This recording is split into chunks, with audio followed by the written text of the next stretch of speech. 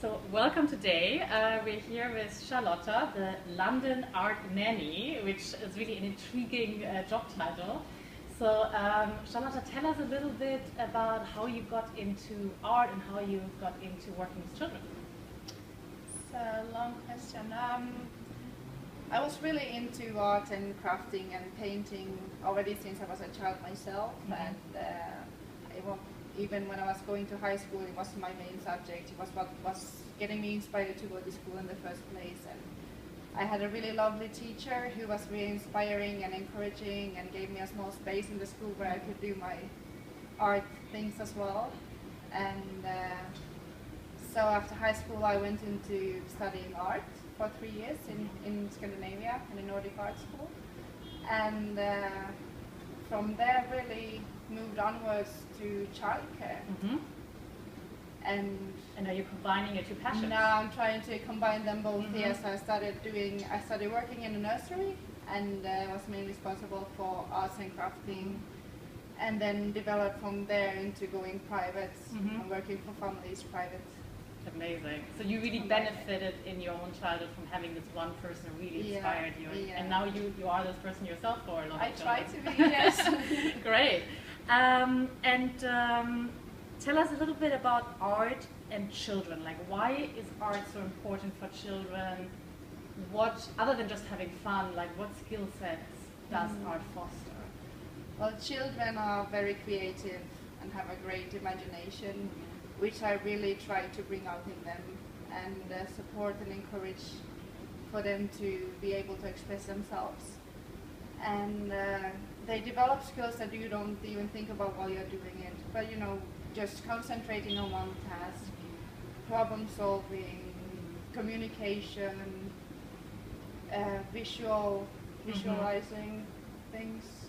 Confidence. Confidence as well is building up, It's many things. Fine motoristics, which you're first using your whole body as a small baby, then going to the arm, going to the wrist, and then finally finding it with your fingers.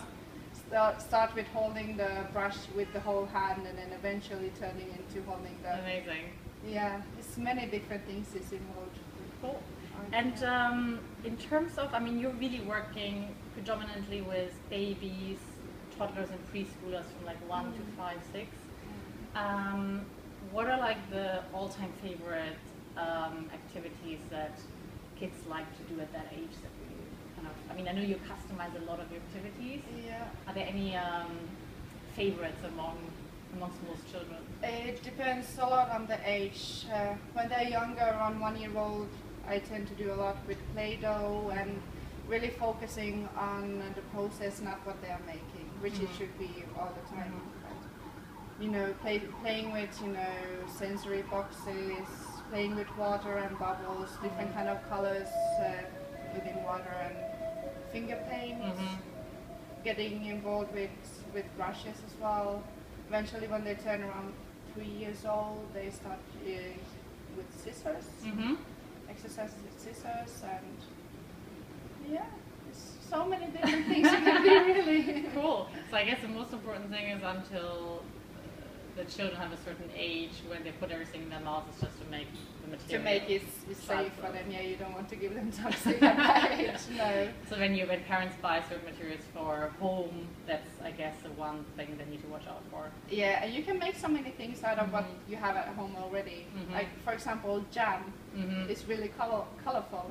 So you just use it as finger paint, and you don't need to stress out about if they will put it in their mouth. Very good idea. Yeah, very good idea.